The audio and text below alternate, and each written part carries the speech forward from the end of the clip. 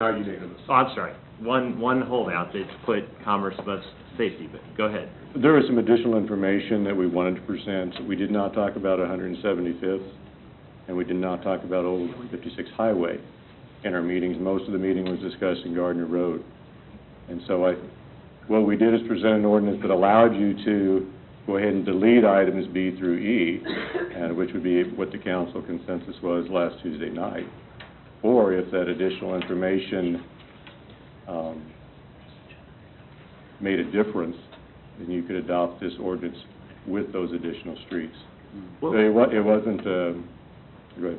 And I believe we had unanimity of thought as far as eliminating 167th Street and Correct. Gardner Road north of 56. why is that? Why did we eliminate north of 56 Highway? On Center Street? Yeah. Well, we eliminated 167th because of the narrowness of the street and the fact that there's no sidewalks and open ditches on both sides. It doesn't make it very pedestrian friendly. I made a case. We'd probably have to go to the video to see how I framed it, and I'm not making it verbatim, but we've got an elementary school and I thought more importantly an aquatic center that in the summertime has a little bit more traffic that's a little less organized than a school crossing that's happening for 3 months out of the year. But aren't you, in eliminating North Gardner Road, going to put all that traffic on the 56 Highway? And where those, I mean, any truck that's exiting Gardner Road at I-35, what are their choices? Are they going to go up to the, right over the bridge, drop their load and deadhead back? I mean, what are they doing? They're going to go right. I was talking about north of Main Street. Right. So you've eliminated that route. So where is that traffic going to go? That exits off of I-35 and goes north on Center Street? Out of town on 56 or right back They're going to end up right on 56 where all the commerce is going to be blocked by pedestrians, by car traffic. I mean, but it's properly signaled at the same time. You and I will go back and forth. Well, I mean, I just want to know what is the thought process in allowing trucks to come off of I-35, go north on Gardner Road, but then restrict their access further northward? The consequence is going to be there's going to be even more traffic on 56 Highway in the most economically dense area that you could put traffic on. So how is that solving the problem? Well, I'm not sure that you're going. And I'm not sure that you're going to get an answer for that. Although if somebody wants to provide an answer, that would be fine. Otherwise, I mean, we can kind of consider it as a statement. And I would like to get to Steve because I don't think he's weighed in on this specifically. Actually, I did earlier. I was letting other people speak on this. Here's the biggest concern I've got. I totally understand the business owners' concerns, especially regarding the Shell station and Casey's. And I know that the Shell station in particular was built for truck traffic, and totally understand that. I would even be willing to include all these truck routes with the exception of Center Street north of 183rd Street.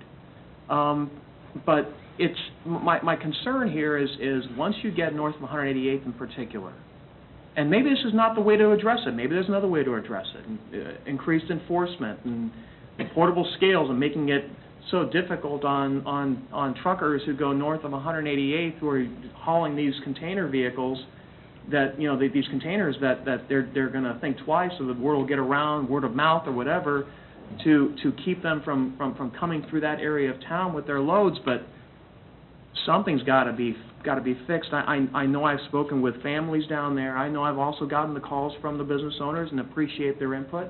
But I've also spoken directly with families, with parents with young children in those areas.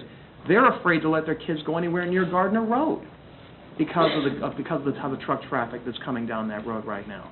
And God forbid they want them to cross the road. I know kids that cross that road that go to Veterans Park on an unsignalized, crosswalk, and it's you're taking your life into your own hands right now. And anybody who lives on the south side of town will tell you this.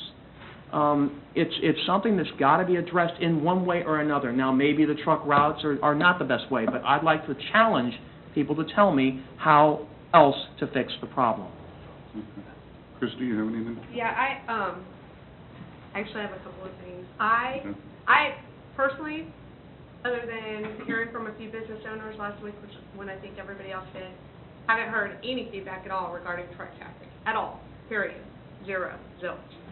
So I, last week, spent some time sitting at Casey's, spent some time sitting at Veterans Park, didn't see a lot of truck traffic, but again, it was limited periods of time, what have you. I reached out to people that I know live on Gardner Road, people that I know use that frequently. No one really seems to see or notice an increase. And again, not a substantial amount of people, so I'm not going to say it's statistically valid, but I mean, because I hadn't heard anything. So that's where I'm coming back to. I just don't see that I don't hear that this is a big issue for people. I live off of Moonlight.